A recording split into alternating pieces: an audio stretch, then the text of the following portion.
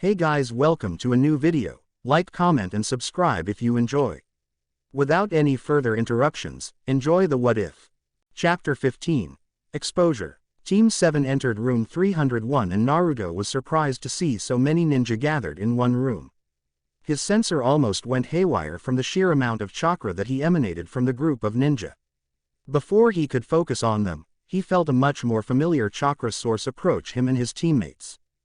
Sasuke, Ino said, about to wrap her arms around him from behind. Sasuke's cold glare stopped her in her tracks, and she withered from the sight. I heard what you did to Naruto, Sasuke said. Don't try and learn about things that don't concern you. He turned around and walked away, hands in his pockets. Naruto stared at him in shock. Sasuke, Sakura said, he's just nervous. Ino, don't. Shut up. Billboard brow, Ino snapped, glaring at Sakura. Hey, don't get mad at me just because you have your own problems, you stupid pig. Sakura growled, returning Ino's glare. What the hell would you know about anything? Ino asked. You weren't there. Ino, save it for later, Shikamaru said. Just butt out, Shikamaru. This doesn't have anything to do with you. Shikamaru shrugged. We need to show some sort of solidarity during this exam, don't we? You can fight with Sakura some other time. Ino clicked her tongue. Whatever. She grinned. Well, Sakura, may the best kunoichi win. Sakura grinned, as well. Don't worry, Ino, I plan to. Naruto didn't know how their rivalry had started. It might have been because he never had their type of friendship, but he couldn't imagine breaking things off with Shikamaru just because they had a crush on the same person. Then again, there might have been a deeper reason he wasn't aware of. After all, they did get along really well on that day off. Either way, it didn't concern him. Sasuke defending him did. He wasn't sure what could have compelled him to do so. They were teammates, not friends. Naruto, you're here as well? Shikamaru asked. Naruto blinked, still lost in thought. Naruto. Oh, yeah, Naruto said. Didn't you hear me tell your parents about it? Shikamaru nodded. Oh yeah, don't know about you, but I think this test is going to be a major drag. Yeah, but at least you have Choji, Naruto said. Dependable, Naruto caught himself before he could point out Choji's size, a surefire way to get the normally even-tempered Akamichi angry. Someone you can rely on. That is true, Shikamaru said with a casual smirk. You want a chip, Naruto? Choji offered. Sure, Naruto said with a smile, taking a handful of the potato chips and swallowing them. While he wasn't friends with Choji like he was with Shikamaru, he would always have a decent time with him whenever they crossed paths. He'd thought Choji was just like the others who liked to put him down, but he turned out to be a pretty nice guy. Looks like we're all here, Kiba said, his teammates following close behind. Naruto noticed Sakura had walked to Sasuke, while Ino was leaning against a nearby wall and staring at the group of gathered ninja, but when she saw him looking, she avoided his eyes. All of the rookies are here, and we've got everything to prove, now don't we? Naruto's eyes flashed. Definitely. For a bunch of rookies, you guys sure sound really confident, but are you sure that that confidence of yours is even justified? The cool, collected voice belonged to a silver-haired ninja with round glasses, dressed in a purple outfit over a gray shirt. You're one of us, aren't you? Kiba asked. The young man, who was wearing the hidden leaf forehead protector, nodded. Then why are you trying to put us down? Ino asked. I'm not trying to put you down. I just wanted to give you rookies some knowledge about this exam. I happen to be a professional at it. And how is that possible? Sasuke asked, approaching the rookies. I've participated in the Chunin exams a few times. I believe this will be my 7th exam. Oh, where are my manners? I'm Kabuto Yakushi, at your service. This Kabuto was so confident, even though he failed so much. Why? A cursory scan with his sensor revealed that Kabuto was suppressing a lot of chakra that easily surpassed Sasuke's reserves, and began to approach his. What type of knowledge are you going to give us? Naruto asked. Glad you asked, Kabuto said with a self-satisfied smile. He pulled out orange cards with a green border. These are my ninja info cards. With an application of my chakra, I can get you information on basically anyone here, although my info might not be what you expect. Let's start with you. He pointed at Naruto. He applied his chakra to the card and it activated, unveiling all kinds of information. Naruto noticed a ceiling array quickly appear, before fading back into the paper. According to the card, Naruto graduated about 3 months ago, Kabuto said. Apparently, he has mediocre skill in taijutsu. He's slightly worse at ninjutsu, although he does know the Shadow Clone Jutsu, a B-rank ninjutsu technique. His skill in genjutsu is good, if not great. He was temporarily able to land a genjutsu on the 5th Mizukage, Maid Terumi. Kabuto paused, relishing the looks of surprise on the rookie's face, save for Sasuke, Sakura and Shikamaru. The most revealing thing was that Mei had actually become Mizukage so quickly. And he's a known sensor type as well, Kabuto continued. Naruto's finished 40D rank missions and 1S rank mission, the latter of which is quite the achievement for someone his age. His exploits during that mission lead him to being placed in the Hidden Cloud Village's bingo book, with the alias, the Blade of Illusion.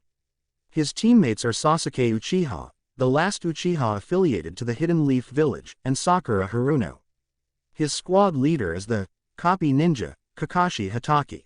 Are you sure those cards of yours aren't screwed up or something? Kiba asked. I try to make sure that these cards are up to date. He caught Hinata looking at the cards, and an idea came to him.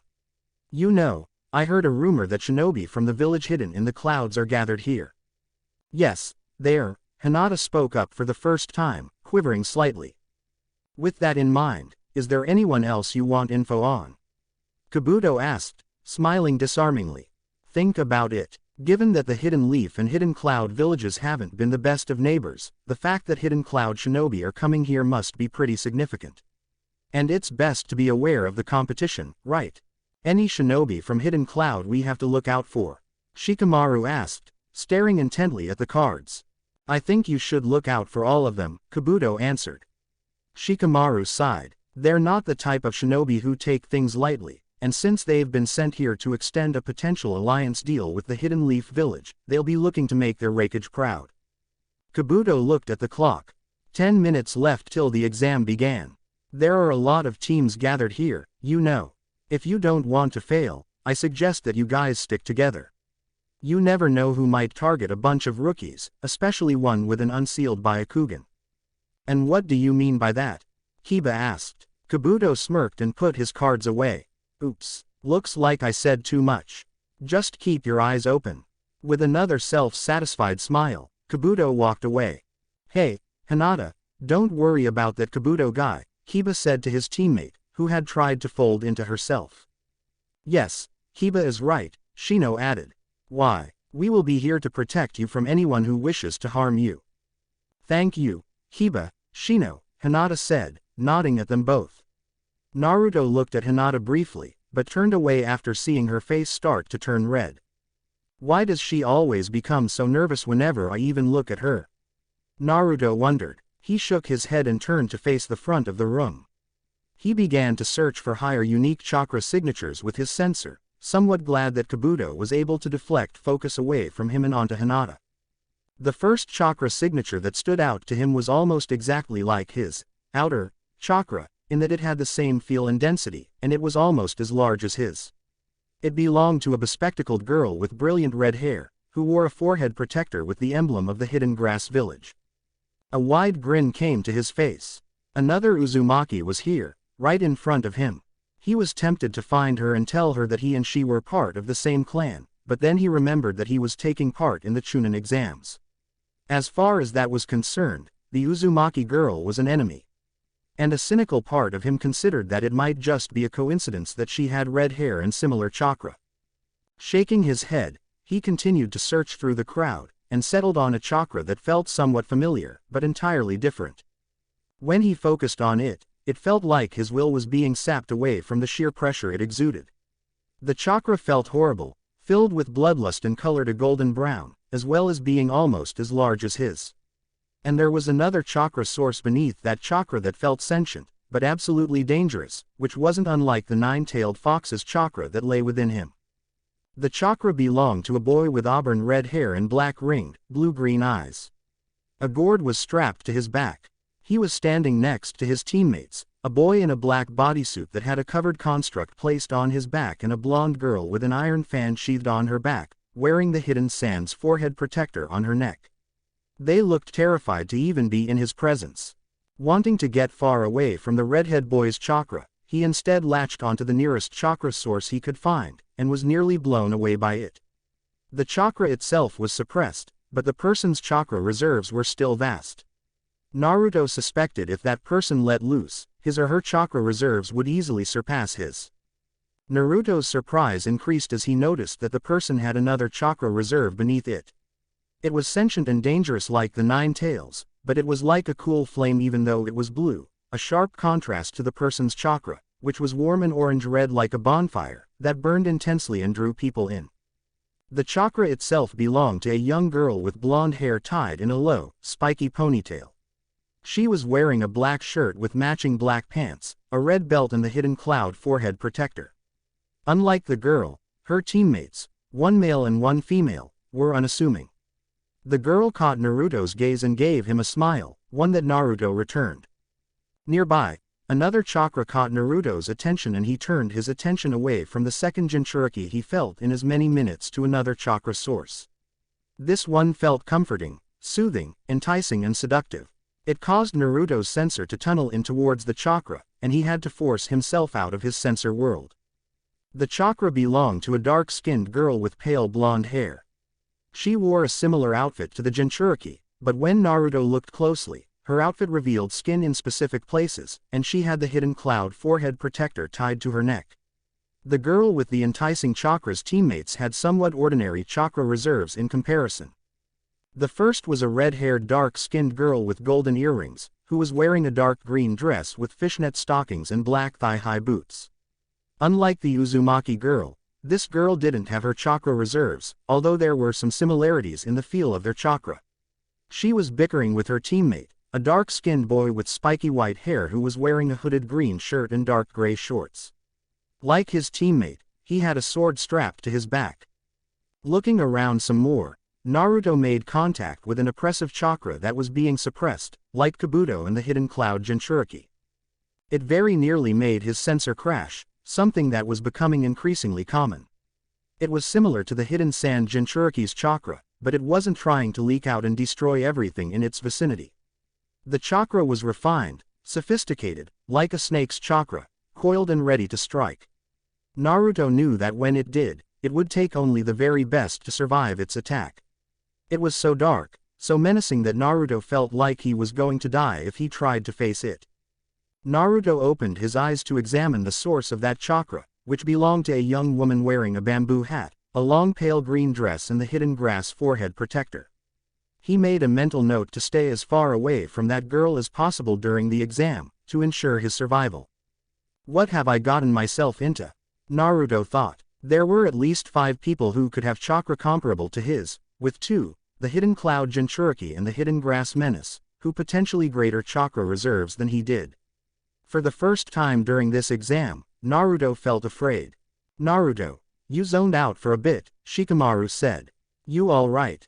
Just checking out the competition, Naruto said, shaking his hands. I'll be fine. Then he heard a cloud of smoke erupt in the front of the room, and his ninja training kept him from jumping up into a defensive stance. Shut your mouths and listen up.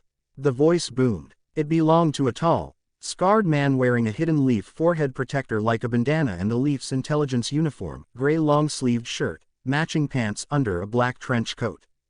Behind him were different ninja wearing the same intelligence uniform. I'm your proctor, Ibiki Morino. The Chunin selection exams have officially begun. Naruto was seated in one of the desks after Ibiki's introduction, and nobody he knew sat anywhere near him. In front of him was a written paper, which was the first part of the Chunin exams. Basically, the objective was to answer the 9 questions on the test before the end of the hour. The 10th question would be given 10 minutes before the end of the test. While each participant started with a perfect score, they would lose a point for every question they got wrong. If they got caught cheating, they would lose 2 points. If any member of the team was caught 5 times, or a member ended up with 0 points, the entire team would fail. In theory, it would be an easy exam. Except, as Naruto noticed, The exam was filled with difficult questions that were beyond his capacity to answer, which definitely posed a problem. It wasn't like the exams at the academy, where he failed because studying was such a drag. He knew a lot more than he did 3 months ago, but theory would never his strong suit. Naruto used his sensor to watch different people and see how they coped. Some of them panicked and tried to cheat, but were caught out by the exam officials, the ones wearing the intelligence uniform. Others tried to answer the questions. The hidden grass woman with the overwhelmingly menacing chakra managed to finish the test pretty quickly, and it didn't look like she cheated in any way whatsoever. He could see what was written on the paper using his sensor, though, even if it did come out as a grayish color. He tried his best to copy her while simultaneously avoiding the nauseating, disgusting feelings he got from even feeling her chakra. He had no alternative, and as long as he wasn't caught, as it was, he barely understood what he was writing, but all he could hope for was that the hidden grass kunoichi was right. Otherwise, he would risk failing the exam and then he would have to wait for at least 6 months until getting another chance to participate. And that was something he didn't want at all. Once Naruto finished copying the grass kunoichi's work, he dropped his pen and breathed in a deep sigh of relief. He didn't realize that he was sweating from sheer exertion, and he didn't notice how his hands were shivering. The temperature in the room felt like it dropped by quite a bit, even though he had only been in contact with the grass kunoichi's chakra for a minute or two at best. Naruto decided then to just relax and compose himself. All he had to worry about was the 10th question, and he had about 40 minutes until then. After taking some time to doze off, Naruto woke up to the sound of different teams being booted out of the room. 2 from Hidden Cloud, 1 from Hidden Rain, 1 from Hidden Moon and 1 from Hidden Waterfall. The exam officials who did their duty looked awfully proud. "Looks like it's time to start the 10th question," Ibiki said, and if it wasn't for surviving a fight with Maiterumi and feeling the grass kunoichi's awful chakra, Ibiki's menacing voice and sharp glower would have been really intimidating. "The rules are simple. If you choose to take the question and fail, you will never be allowed to take another Chunin exam here ever again. If you do not take the question and decide to quit, your entire team will fail along with you." Before the room could erupt in a furious uproar, Ibiki silenced them. "I will be accepting no questions. Make your decisions now." One by one, Ninja got up, quit and left the room, while Naruto stayed. He felt Sakura struggling with the decision to raise her hand, but eventually, she put her hand on the desk and a determined look crossed her features.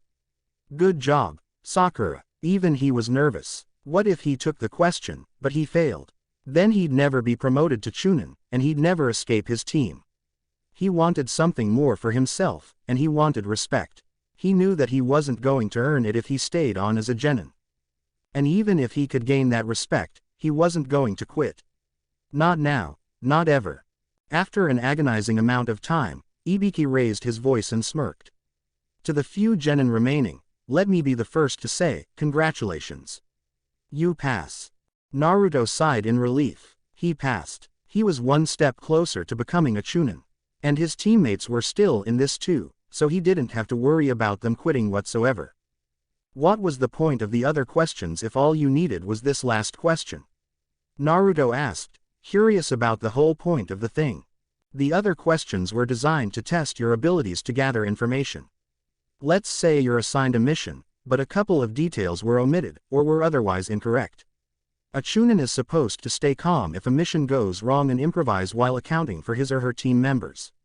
The first part of the test was designed to force you to adapt to the test's limitations and find a way to succeed. If you could do it well, you passed, and if you did it wrong, you failed. The second, and most important part of the test, was designed to test your will. Ibiki removed his bandana, revealing horrifying scars, gashes and scabbed wounds. He grinned, like he was relishing the majority of the reactions he received. However, the Hidden Sand Jinchuriki looked somewhat excited while the Hidden Cloud Jinchuriki and the Hidden Grass Kunoichi looked vaguely interested and fairly amused respectively. Naruto himself was terrified at what Ibiki had to have experienced to get those scars.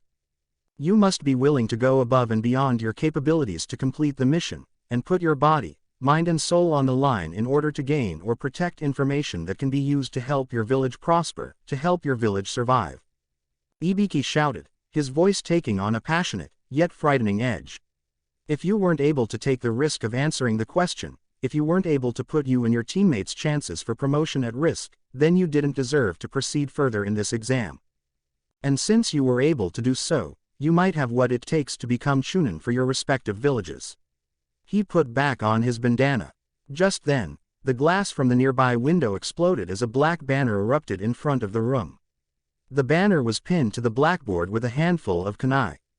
"I'm not late, right, Ibiki?" the newcomer asked, standing upright next to her colleague. She had purple hair, was wearing a ninja mesh shirt and an orange skirt under a beige trench coat and had the hidden leaf forehead protector tied on her forehead. "No, Anko, you aren't," Ibiki said in a resigned tone. She glanced at the group of remaining genin and whistled.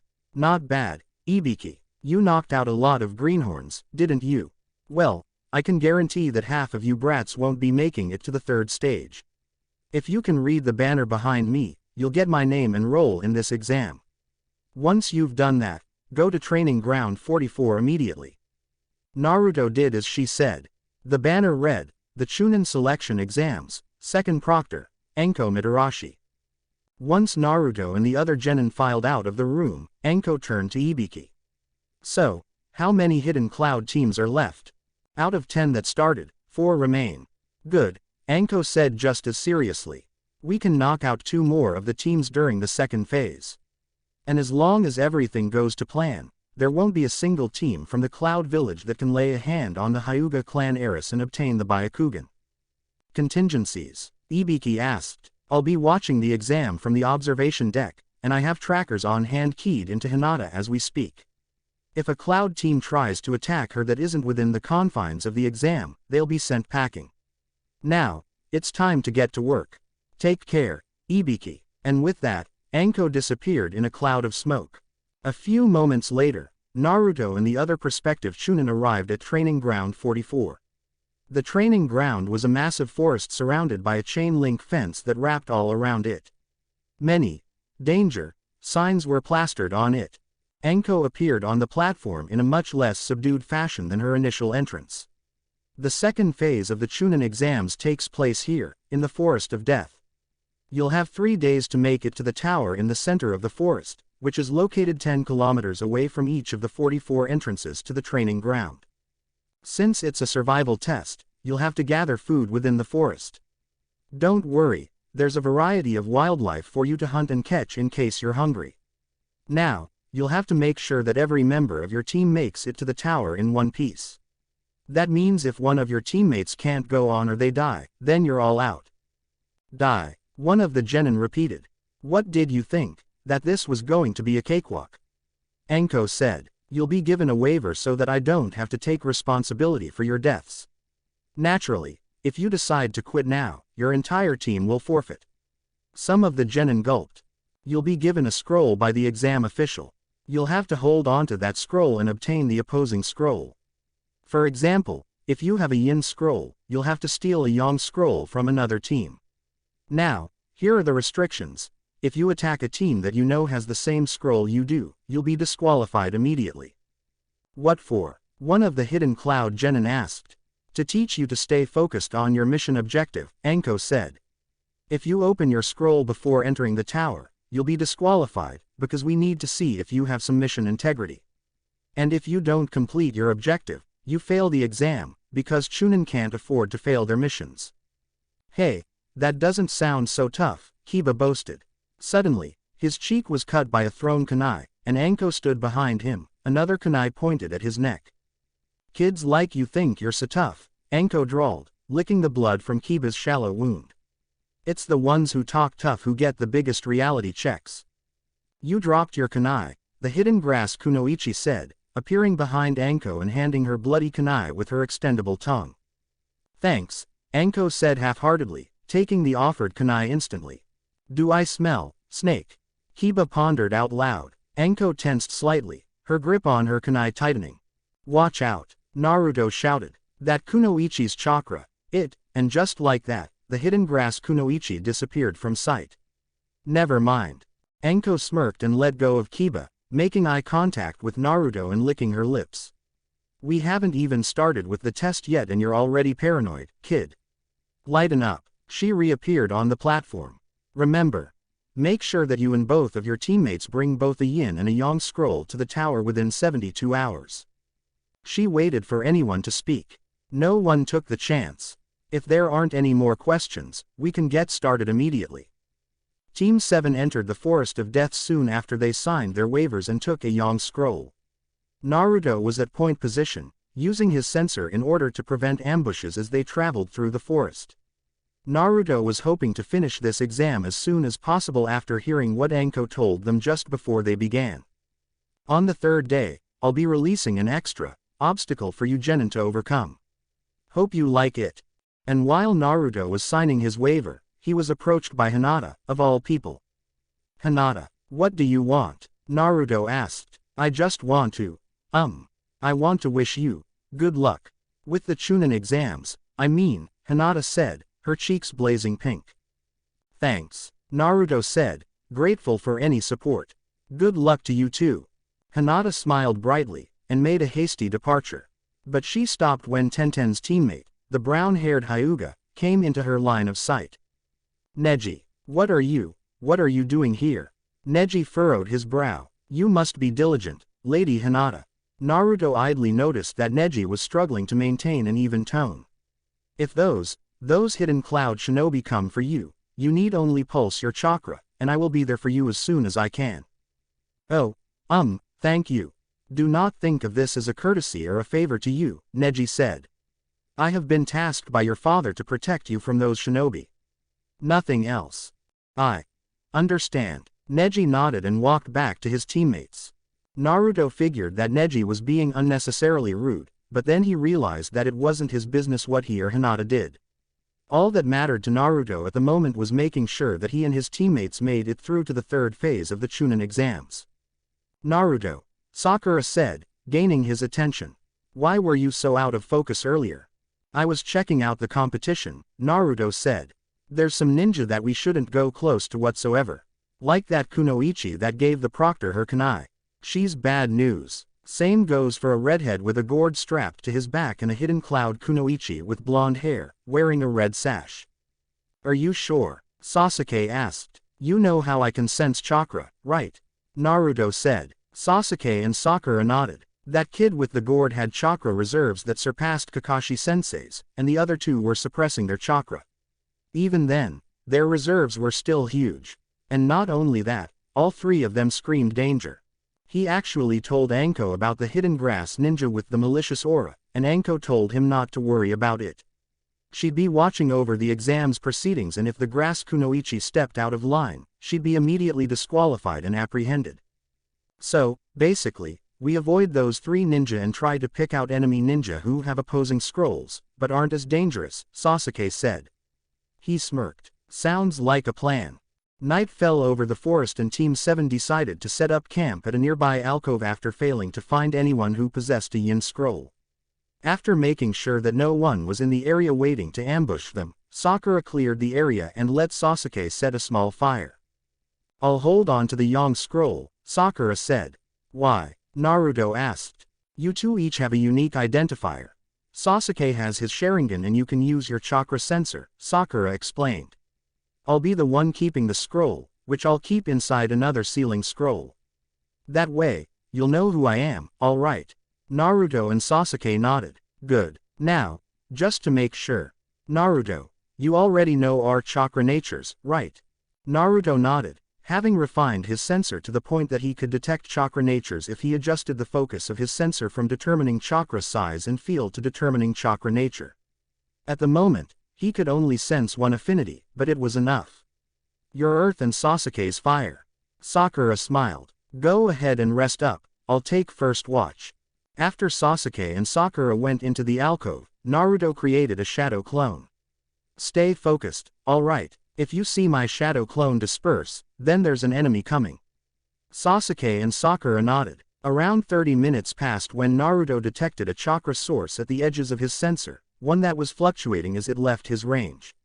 Forming another shadow clone, he had it join his first shadow clone in guarding his teammates, while he left to figure out the source of the chakra. He immediately went to the tree tops and jumped from branch to branch, making his descent after about 30 seconds of travel and landing close to a river. He found the source of the chakra about 20 meters away from his current position. It belonged to the red-haired girl who might have been an Uzumaki. She was running, having lost her glasses and clutching her shoulder, a shoulder that was oozing blood. She was being pursued by a gigantic yellow tiger with a white belly and black stripes. Just before it could pounce on the mostly defenseless girl, Naruto formed a shadow clone to get the girl out of the way. While the clone was busy rescuing the girl, Naruto flowed through hand seals and sent a genjutsu towards the tiger to dull its senses. Once the genjutsu landed, Naruto rushed through another set of hand seals, casting another illusion that would put the tiger to sleep. The tiger continued to lumber towards the girl, swiping away Naruto's clone with its paw before it could reach her, which knocked the girl over in the process. But before it could kill her, the tiger was tackled by 5 of Naruto's clones. It was about to stand up to continue its hunt, but the genjutsu did its work. The tiger's legs buckled and its eyes glazed over, falling to the ground in an unconscious heap. Naruto checked the tiger to make sure it wasn't playing dead. It wasn't, so he decided to approach the girl. "Hey there, are you all right?" Naruto asked slowly. "What's going on?" The girl's crimson eyes were wide in fear and shock. "Why are you here? I saw you being attacked by the tiger and I couldn't leave you to die here." Naruto winced when he saw the deep gash in the girl's shoulder. "How are you doing?" The girl blinked slowly before reaching her glasses and putting them on. She blinked quickly. "I'm fine now, thanks to you." Naruto noticed a scroll lying a short distance away from the girl, but frowned after seeing that it was a Yang scroll. "I can get you back to your teammates, with my shadow clones." No thanks," the girl replied, shivering. "I can get back myself." "Oh, that's good," Naruto said. He rubbed the back of his neck. What was he supposed to say in a time like this? No one ever told him how to talk to ninja who were suffering from horrible injuries. "Why are you being so nice to me? Why did you save me? We're enemies, aren't we?" "I don't know, really. I just felt your chakra, and it made me feel really close to you, for some reason." The girl stared at him. "You felt my chakra?" "Yeah."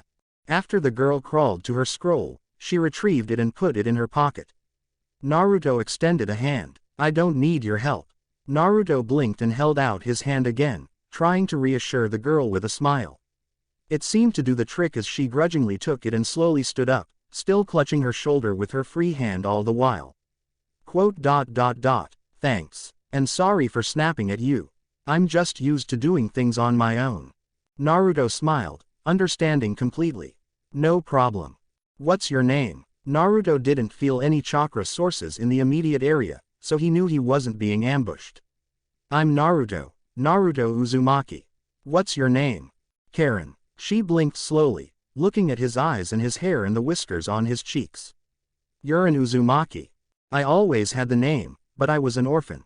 Until recently, I didn't know if my name was just random or if I was part of a clan." "You are part of a clan," she said. Naruto grinned. "I know, right?" Karen nodded. She winced and clutched her shoulder once again. "I saw you earlier, and I felt your chakra." She smiled. "It was almost like mine. But if you could feel my chakra, that means..." Karen's smile widened. "I'm an Uzumaki, too." "Really?" Naruto asked. "Of course," Karen replied, glaring at him. Damn, he'd screwed up. "That's so great." Suddenly, Naruto received memories from his clones. They were destroyed by a massive barrage of wind.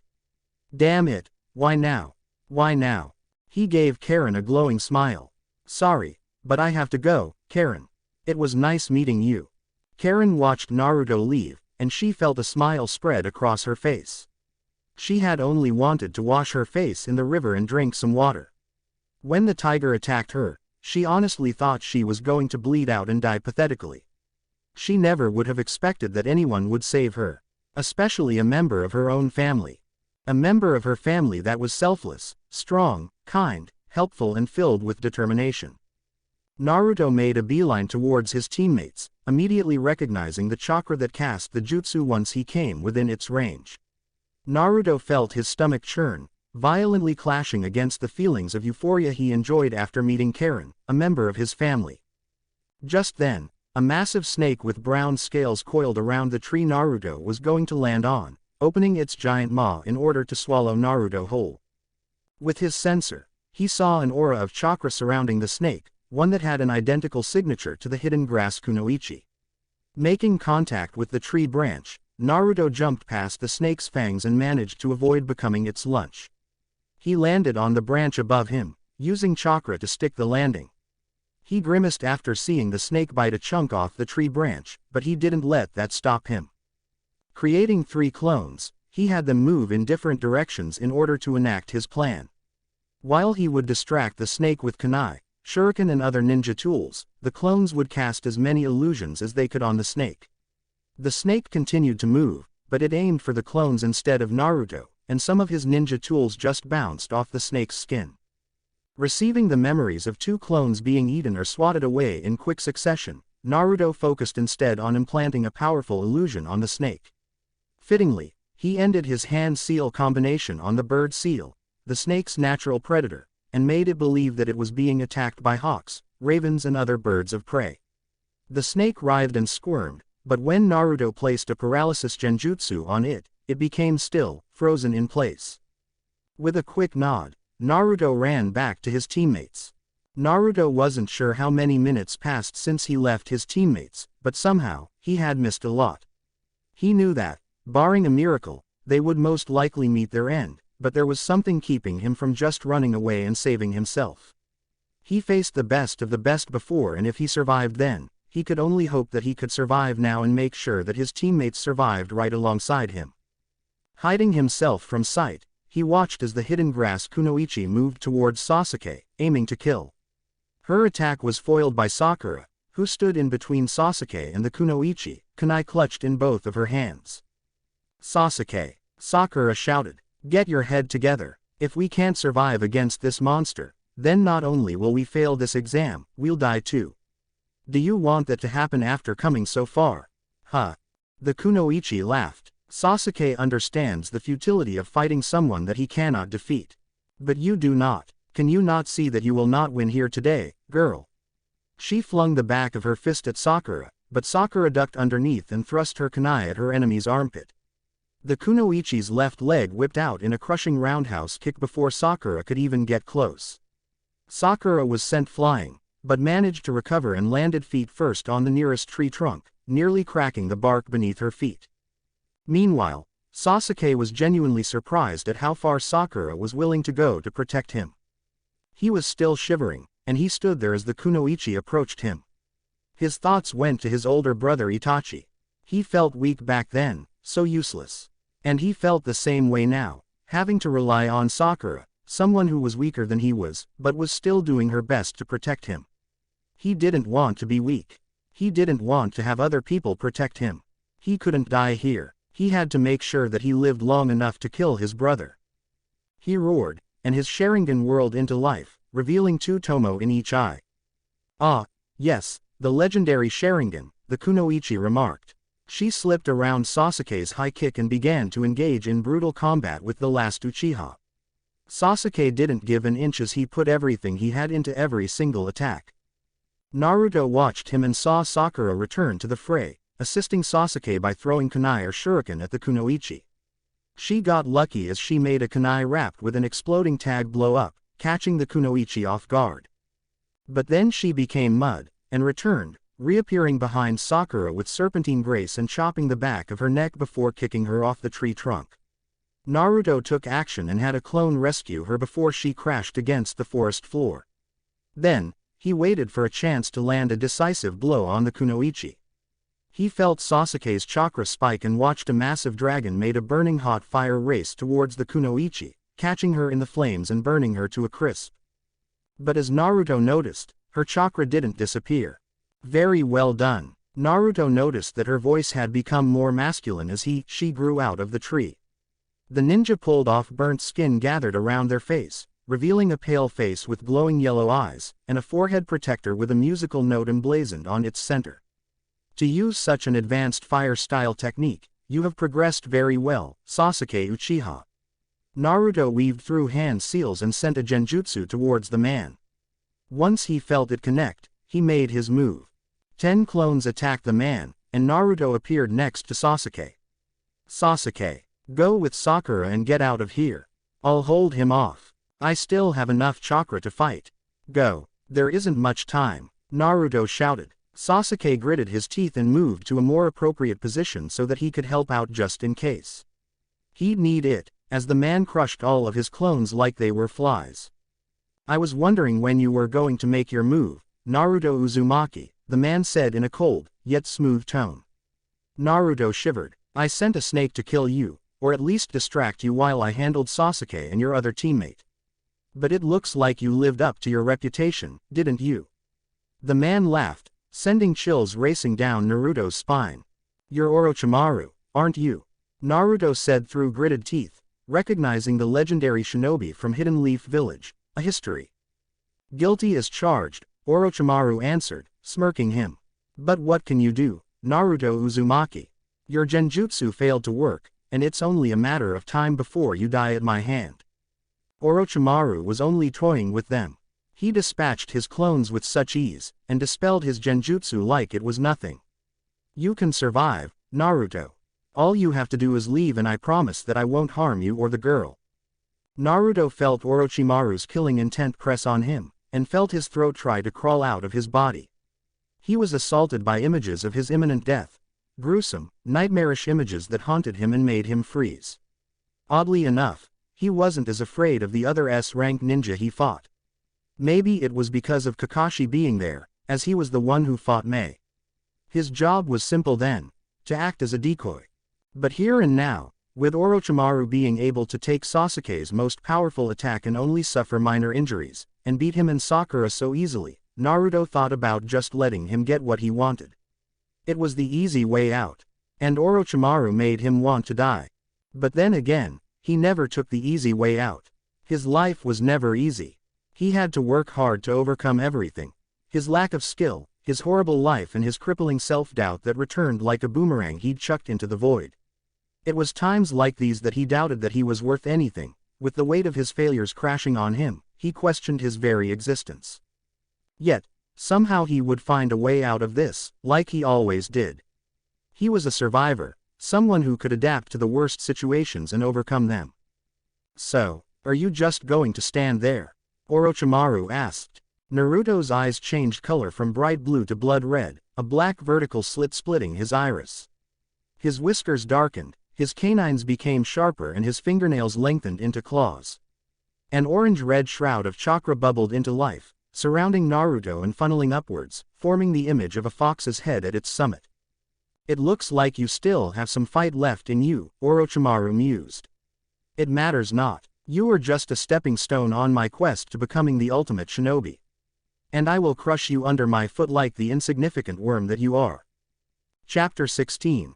Corruption. Naruto felt the nine-tailed fox's chakra flow through his chakra network, heightening all of his senses dramatically.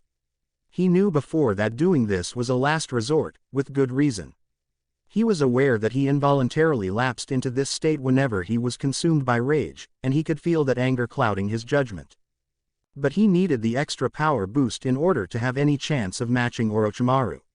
Even if he was fast, Orochimaru was fast enough to nullify his clones.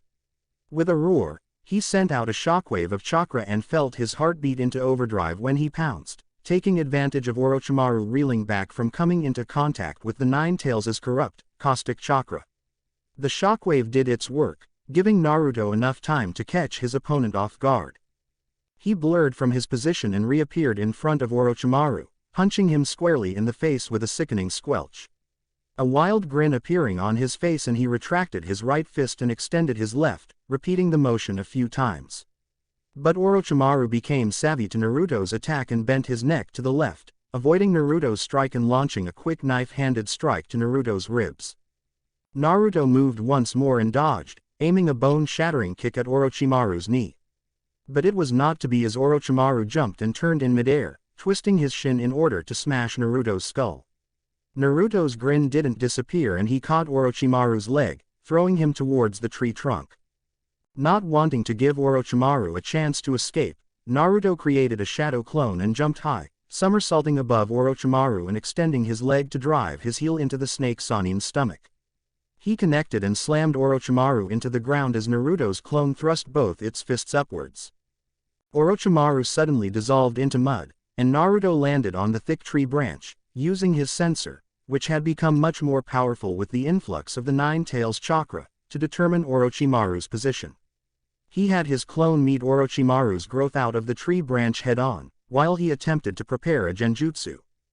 But since he was used to diverting the Nine Tails chakra instead of using it, the genjutsu failed to mold and Naruto cursed himself for wasting then. He gritted his teeth, feeling his clone's memories slam into his brain. Twisting out of the way of a brown snake aiming for his neck, Naruto barreled through the rest of the snakes, using his fingernails to carve a path of blood and gore. He grabbed the two snakes left and tugged, pulling Orochimaru towards him and smashing his fat, cracking bone. But once again, Orochimaru became a puddle of mud, bringing a scowl to Naruto's face. Even though he was faster, stronger and more aware of everything around him, he didn't have a wide-range attack to weed out Orochimaru or any of the clones he created. And unless he got the real Orochimaru, he would just be wasting his energy destroying Orochimaru's Earth clones. It's impressive how the power of the nine-tailed fox makes you so much more dangerous, Orochimaru said from a few meters behind him. His infuriating smirk was still in place. But do you not see that your attacks are futile? Naruto aimed a flat-footed kick on Orochimaru's sternum. When Orochimaru caught his foot, he punched Orochimaru as much as he could in a frenzied attack. Just die, Naruto roared, losing himself in bloodlust. He felt Orochimaru's chakra come behind him and he used the rapidly decomposing Earth clone as a springboard, spinning in the air and aiming to slash Orochimaru into ribbons. Such a foolish mistake, Orochimaru taunted, and he ducked, brandishing a sword that glowed bright blue before slashing Naruto's torso. He relished the feeling of Naruto's blood spraying against him. Naruto dropped to the ground and clutched his torso, feeling the wound slowly close up as the Nine Tails chakra gathered around it. He blocked out the pain and ignored the flare that he got as his exposed skin made contact with the cool night air. The Uzumaki's regenerative ability working in conjunction with Tailed Beast chakra. Such an interesting phenomenon, Orochimaru observed, talking more like he was documenting an experiment than fighting a fierce battle. He withdrew his sword and noticed the seal clad on Naruto's stomach, exposed after he cut through Naruto's jacket and shirt.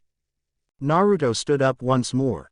You still won't quit. You fight to protect Sasuke without trying to understand who he is. Sasuke is one who will seek power to fulfill his goals, and he will come to me. Naruto spat out blood and scowled. Shut up. He created 10 shadow clones wreathed in the Nine Tails chakra shroud. Orochimaru twisted and contorted out of the way of the clone's attacks, but one clone made a breakthrough and sliced his leg open. Another clone struck his chest with a crushing punch. Orochimaru unleashed his sword, the legendary Kusanagi, once more and destroyed all of Naruto's clones. With the hilt of the blade, Orochimaru struck Naruto in the stomach, following up by kicking him off the tree branch. He dropped downwards, but another one of Naruto's clones emerged from out of nowhere and tackled him, driving him to the tree branch and nearly breaking his back. But Orochimaru slithered around the clone and wrapped his limbs over the clone's limbs. He squeezed, destroying the clone before he could touch the branch. He landed feet first and caught the real Naruto with his prehensile tongue by his ankle. Even with all of your newfound power, you have failed to defeat me. Orochimaru brought Naruto close. He tore through Naruto's shirt and exposed the seal keeping the nine-tailed fox at bay, ignoring how he tried in vain to break free of his bonds. Without this power, you are completely useless. Each of his fingers began to glow purple. Looks like you failed to protect Sasuke from me. Ah well, such is the life of ninja, filled with unpredictability and loss. He slammed his fingers into Naruto's stomach. Moments passed. Naruto's face twisted, sporting a wide, triumphant grin. Hey, you didn't get me, Orochimaru. And he disappeared in a cloud of smoke. Naruto recalled the last few moments that passed before his shadow clone was caught by Orochimaru. Naruto was falling. The nine-tailed fox's chakra was fading and he was in terrible pain. He felt Orochimaru approaching him and he hoped that the clone he created while his clones were attacking Orochimaru could divert his attention. He flashed through hand seals, so very glad that he practiced his hand seal speed. Once he completed the hand seal combination, he made a substitution with the clone protecting Sakura. Naruto could only hope that Sakura woke up in time, because he was in so much pain and he didn't know if he could keep her safe. Then the memories of his shadow clone returned to him, and he let out a weak smile. I couldn't save Sasuke, but I survived. Then Naruto's eyes closed. When he opened them, he felt cold. Water was splashing over him, and he took a seated position. The dim light of the torch nestled in the corner bathed the corridor in a dull yellow. Where am I? A sewer. Even though the water soaked his clothes, he didn't feel wet. I thought that I was in the forest of death. How did I get here? He pushed his sensor outwards, but it didn't work. Naruto stood up abruptly, shocked that his signature ability wasn't working in any way whatsoever. Looking around the sewer-like corridor, Naruto saw a single pipe that had water dripping from it on the right, while the wall on the left was cracked and decaying. The end of the corridor was brighter, so Naruto walked towards it. The light became too much and Naruto covered his eyes, but the glare receded and when he retracted his hand, Naruto fell into darkness. A faint, but reddish light gave Naruto some clarity. He found himself in front of a gate with black bars, with a seal that had the kanji for seal written on it. The reddish light began to shine brighter as two massive, blood-red eyes with black, vertical slits for pupils appeared behind the gate. Immediately, Naruto tensed, all of the hairs on his body standing on edge. Whatever was behind this gate was a force of nature, to say the least. The sheer amount of power it exuded was suffocating, and Naruto was barely able to stand. But then the seal on the gate glowed and the power, the killing intent the thing behind the gate released subsided. A row of large, white teeth emerged from behind the gate, twisting into a facsimile of a grin. Naruto took notice of this fact after overcoming the fear and nausea he felt after coming into contact with the creature behind the gate. The red mist surrounding the area between and around the creature's eyes and mouth illuminated the room. So, we finally meet, the creature said, its rough, deep voice booming through the room. Naruto idly noticed his clothes moving in time with the gusts of wind created by the creature's voice. But he faced the creature and asked, "Where am I? Do you know? You are within the depths of your seal. A plane of sorts within your mind wherein you and I can interact." Naruto's eyes widened at the implications of the creature's words. You're the nine-tailed fox, aren't you?" "Yes, I am. Why did you bring me here?" Naruto asked, not even aware that he could interact with the nine-tailed fox the way he was doing at the moment. "You were the one who came here, of your own free will. When you called upon my chakra to fight that snake-like man, it overwhelmed you. You needed answers and you came here hoping to find them." Naruto was irritated with the nine-tails' smug tone. Then he lost it as all of the hate that he endured from the villagers overwhelmed him. And the source of his treatment as the village's pariah was standing right in front of him. "It's your damn fault I'm in this whole situation. You ruined my life. You're the reason why I couldn't control my chakra well. You're the reason why I had no friends. You're the reason why everybody in the village didn't want to be near me at all. You did all of this." The nine-tails laughed cruelly. "What the hell is so funny? The depths of your ignorance. Like the villagers who place their hatred of me onto you, you do the same to me."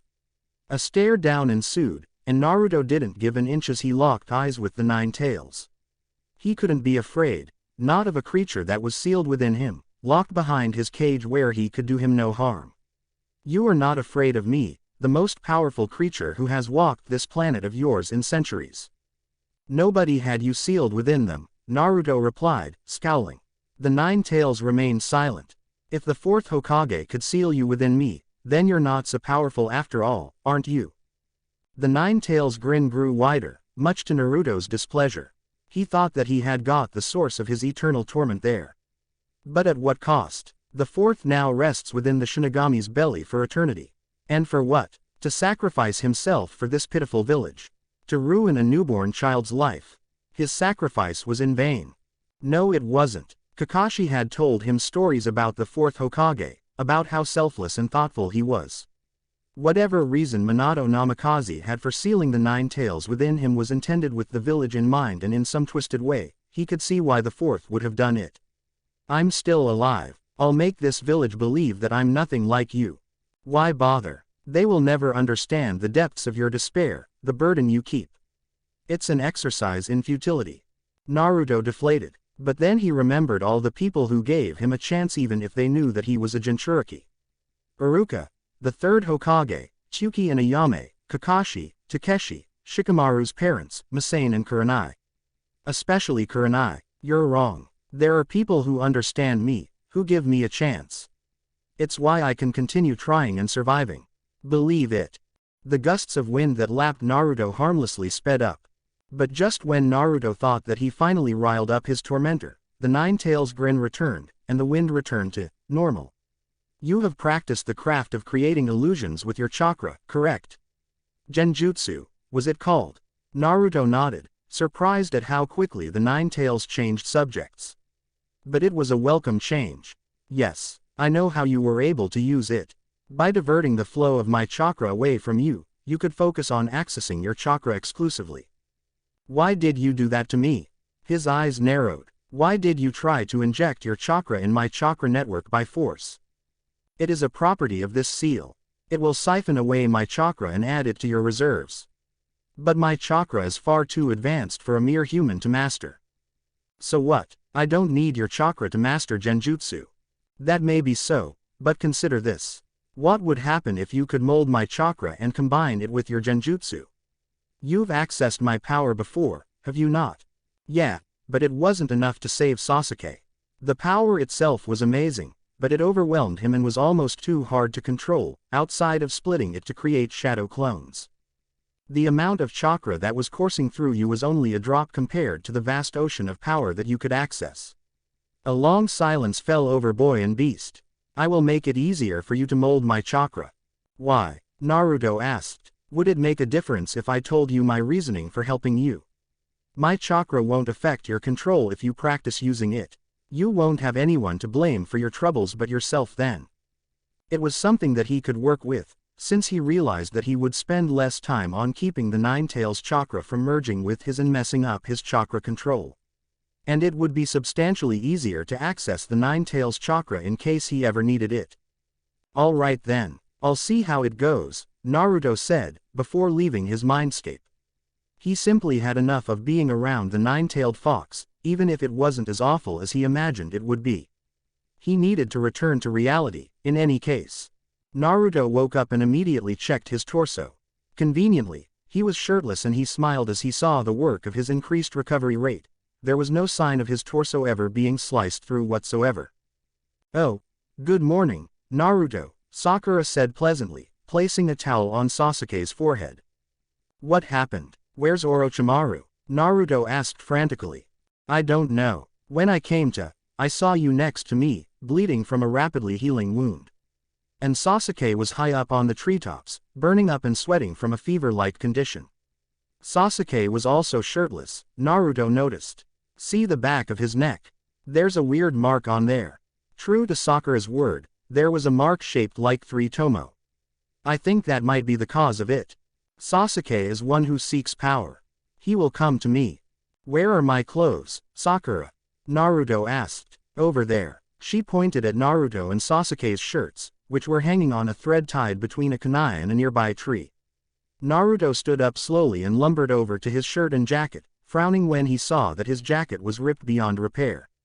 Pulling it and his torn shirt inside a sealing scroll, he pulled out a spare gray shirt and put it on. Sakura, what happened before I came to you guys? Naruto asked after returning to the makeshift shelter. Well, Orochimaru came to us and destroyed your clones. Then he spoke about wanting to fight Sasuke. And even if Sasuke was willing to give him our scroll.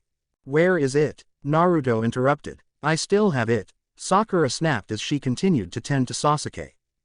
I'm not so incompetent that I'll ruin our chances of making it to the next phase of the exam. She took a pause to calm herself down. Naruto saw the weary look in her face and how her body heaved in and out from fatigue. Anyway, I realized that there was something off about Orochimaru, although I didn't know who he really was at the time. So I began to fight against him, to stall for time and try to snap Sasuke out of his funk. It worked, I guess. I grabbed Sasuke and took the fight to the treetops, where we had to fight one of Orochimaru's snakes. But Sasuke managed to get his act together and he helped me kill it. Naruto's eyes widened in surprise. And then you came sometime after Orochimaru exposed his killing intent to us. I knew that Sasuke was, for some reason, afraid to fight. But I wasn't. I knew that I had to make sure that we all survived at all costs. Naruto was surprised. He assumed that Sakura didn't have what it took to survive on the battlefield, but she was pushing herself and protecting Sasuke at the same time. How did you do it? It was the hardest thing I ever did. But I just forced myself to move when I couldn't, and I thought about protecting Sasuke. If I failed, so would he, and I didn't want that to happen. That's what drove me, I suppose. She yawned out loudly. Can you take watch again? I've been up all night, and it wasn't easy lugging your bodies here and rigging up our shelter with traps. Naruto nodded tersely. Thanks for doing that, Sakura. We probably would have been dead without you. She smiled lightly. Just doing my job. She went next to Sasuke and lay on the ground, falling asleep.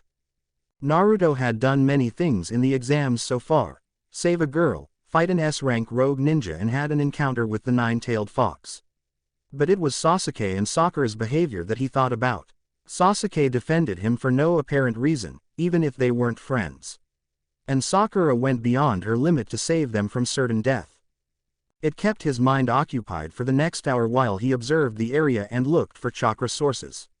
They still needed to find a yin scroll, and even though he didn't believe that Orochimaru would return to them, he needed to prepare a suitable trap. He would leave a horde of shadow clones on guard and take out the team, then take their scroll. That was the plan, at least, Naruto thought. But as he would soon learn, no plan survives first contact with the enemy. After 2 hours of guard duty, Naruto noticed a trio of ninja fast approaching him. Their chakra felt like water, layering the shelter in a genjutsu, which put a smile on his face at how easy it was to do now. He waited for them to arrive. Then, he would ambush them. Where are they, Mubi? The ninja with black spiky hair asked. He and his teammates wore the forehead protector of the village hidden in the rain, rebreathers and yellow jumpsuits. They were here earlier, I'm sure of it. The ninja with bandages covering his right eye, Mubi, answered. We'll find them, Oboro, the ninja who had both his eyes covered with bandages growled. You'd better hope you're right, Mubi, Oboro snapped. Wasting time tracking these lightweights after that snake freak left could have been better spent finding some other team out in the open. Don't forget the mission we got from Lord Pain. Oboro glared at Mubi. Their glorious leader gave them an objective to track and observe the 3 Jinchuriki taking the exam. To fail their leader was unthinkable. I didn't. He looked at the shelter and smirked, immediately recognizing the false surroundings technique. This will be easy. Naruto was about to lay an illusion over the group of hidden rain genin, but then he felt Sasuke's chakra spike. It was different from his usual chakra. Sasuke's chakra usually felt like a subdued flame that still burned hotly, but now his chakra was dark and corrupt, bubbling like an oozing sore. Sasuke stood up and looked at Naruto, head cocked sideways. Naruto. Then he started to laugh, staggering out of the shelter. Naruto watched him go, unnerved by how unhinged Sasuke sounded. What's going on? Sakura asked groggily, blinking a few times to regain her bearings. Had a good dream. Her eyes shot wide as she saw a corrupt, purple aura blaze around him. Once the aura faded, black markings shaped like flames were emblazoned across his body. So, you 3 tried to ambush us, huh? He grinned venomously. His muscles tightened and he charged, moving at a far faster pace than what he was used to. Heading up to Oboro, he sent him tumbling against the ground with a powerful right cross. He checked his hand, opening and closing it before examining his knuckles. Not only were they not bruised, his punches were much harder. This power, it's so amazing. His Sharingan activated and the Tomo within spun madly. He flashed through hand seals and jumped into the air, ending the hand seal combination in the tiger seal. Massive fireballs bombarded the field, catching Oboro and Mubi in the inferno and setting their clothes alight. When Sasuke landed, he turned to face Kagari, who had managed to avoid the attacks using haze clones. But Sasuke could see through them and caught the real Kagari before he could dig underground, pulling his head up and clutching it in both of his hands. You can't see this, but I hold your life in my hands. Sasuke laughed and turned Kagari's head to the left, slowly. He couldn't savor the fear on his opponent's face, so he twisted Kagari's head in the opposite direction. The snap of Kagari's neck was the only sound that could be heard in the forest. Once he dropped Kagari's corpse like yesterday's garbage, he went towards Mubi, looking forward to killing him. He turned around when he heard footsteps crunching the soil and saw Sakura approaching him. "Sakura, do you see my power?" "It's so." The sound of Sakura's flat hand smacking Sasuke's cheek reverberated against the treetops with a resounding crack. "What the hell is going through your mind, Sasuke?" Sakura asked with a scowl marring her face. Sasuke's head snapped back and he ignored the dull throb emerging from his cheek. His grin didn't fade. "Just testing out my power." "Testing out your power," Sakura repeated. She grabbed Sasuke's shoulders and shook him. "That's not like you at all." After Naruto tied up Mubi and Oboro with ninja wire, he added his 2 cents. "You can't let this power overwhelm you, Sasuke." Sasuke scowled. "You're one to talk, Naruto." His Sharingan deactivated. "You used the 9-tailed fox's chakra to fight Orochimaru, didn't you?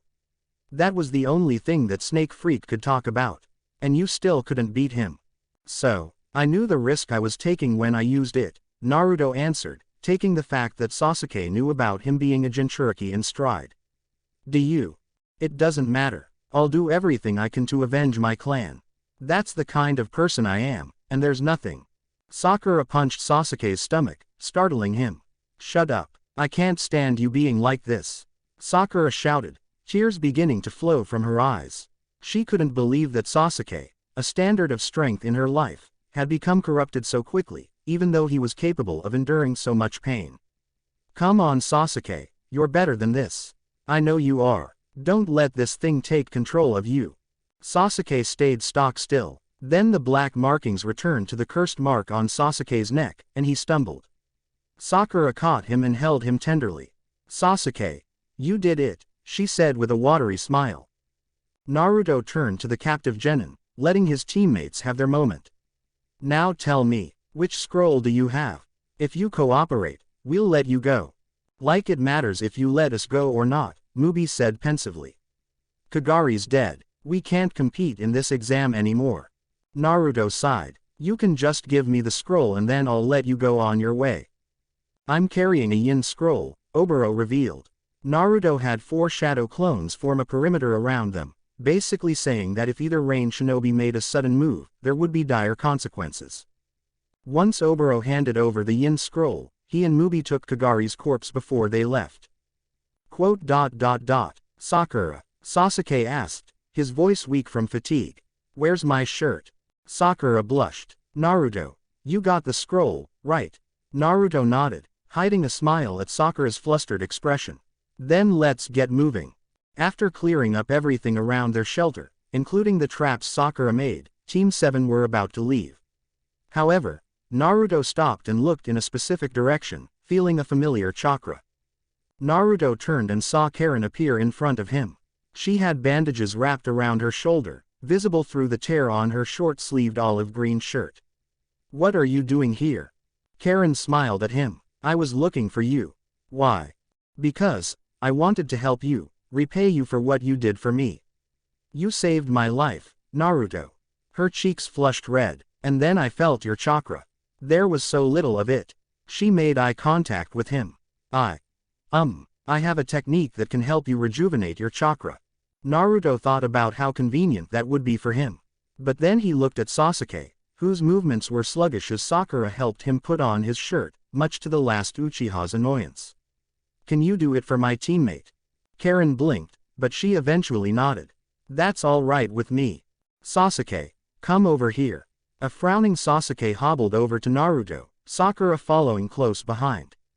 "Who's this?" Sakura asked. "This is Karen, a girl I met during the exam. She said that she can get Sasuke back to full strength."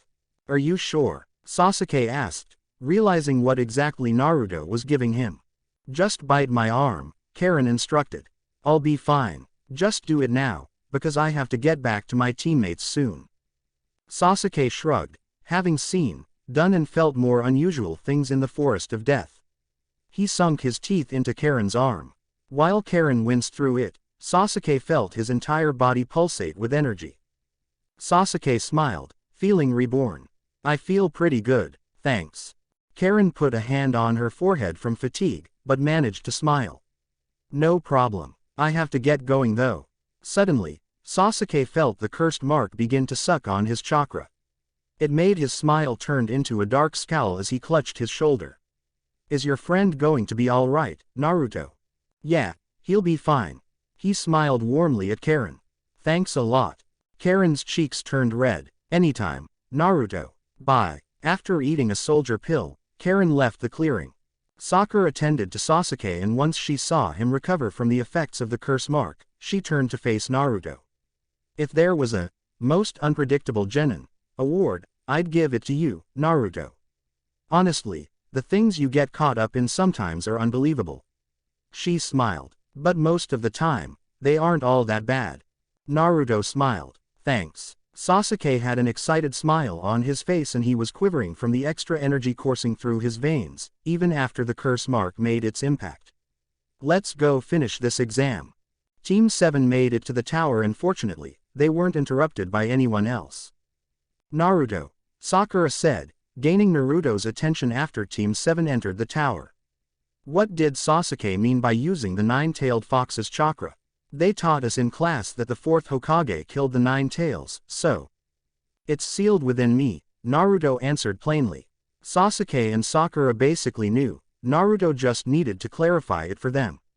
If he didn't, Naruto was positive that they would ask Kakashi or someone else about it. And it was his burden, his responsibility to share and not anyone else's. That's what they meant by kill, even though it's impossible to kill a tailed beast, no matter how hard you try. Oh, immediately, she remembered how her mother and father spoke about how it was best to not associate with Naruto. Not because he was bad, but Sakura's parents never specified why. And now that she knew, she regretted how she treated Naruto. She had no idea what he was going through, and how nobody would associate him just because he was a Jinchuriki. While it didn't excuse his behavior during his academy years, it justified it somewhat. Sorry, Naruto, I didn't know, and if I knew, maybe I would have been nicer to you. Nice enough to go out with me on a date? Naruto asked somewhat mockingly. Sakura shook her head. No, it's just you wouldn't have been my type. Naruto shrugged. I knew it would be like that. It's fine though, I wouldn't want to go out with old me, either. Naruto. Sasuke's stare was softer than usual. You and I aren't that different. We both became lonely because of a monster, and we both have marks or seals that give us power at great cost. Sasuke knew that the power of that cursed mark was intoxicating, but it was eating at him every time he took a step. He could only imagine what it was be like to have a tailed beast sealed within him, one that could actively influence him. Would you have been my friend back at the academy? Naruto asked. Don't know. Honestly, I'd probably consider where you were coming from, but it would be up to you to not be completely insufferable and worth my time. Naruto nodded. I got it. They eventually made it to a large room with a plaque on it, which had words on it that described heaven and earth. Do you think we should open the scrolls? Naruto asked. Should we? We have a yin and a yang scroll, Sasuke replied. Well, let's look at it logically. Yang is physical energy, like earth, Sakura began to state. And yin is spiritual energy, like heaven. If you have yang, but you don't have yin, you'll be incomplete, and the same goes if you have yin, but not yang. If you have both, you'll be complete and balanced. And you combine physical and spiritual energy, or yin and yang, to get chakra, Naruto said, catching on to Sakura's analysis. Sakura nodded. Alright, Naruto, on 3, we'll open the scrolls. In unison, Naruto and Sakura pulled out and rolled out their scrolls. They overlapped, and Naruto briefly caught part of an odd combination of symbols, before a cloud of smoke billowed from the scrolls. Iruka-sensei, Naruto asked after the smoke cleared. He was always happy to see Iruka, even though he wasn't always in his life.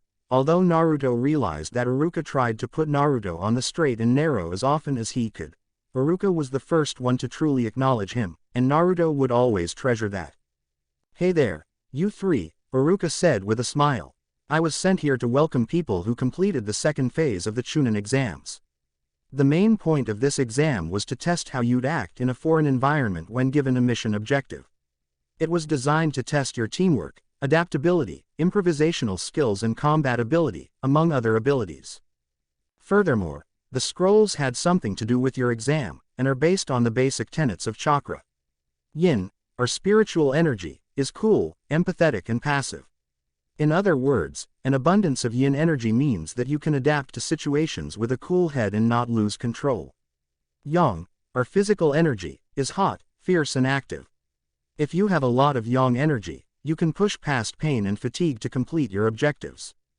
If you have a deficiency in either yin or yang, you can train your mind or body to overcome these deficits. And when you combine them, you get chakra, and you all know how vital that is. He smiled at all three of them. Congratulations for completing your test. I'll lead you to your barracks where you can get a well-deserved rest. Thank you for watching. If you enjoyed the video, be sure to like, comment and subscribe, as well as checking out the author on fanfiction.net.